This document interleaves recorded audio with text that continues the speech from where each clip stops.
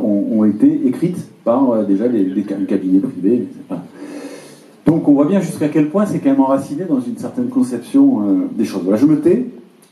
Et si, juste une remarque supplémentaire, pour dire que la division du travail dont tu parlais fait déjà beaucoup de dégâts là où elle existe.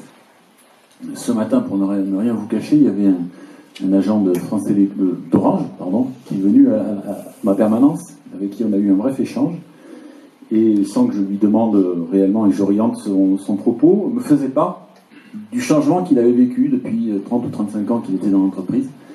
Et aujourd'hui, il me dit finalement, on travaille les uns à côté des autres, mais pour quel objet?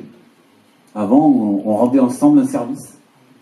Et il se trouve dans une situation aujourd'hui où vraiment il ne trouve plus le sens finalement de ce qui faisait son travail à l'origine. Et donc, je crois que c'est pas un enjeu mineur sur qu'est-ce que c'est le travail finalement, au bout du compte, y compris dans la fonction publique. Et c'est pour moi un sujet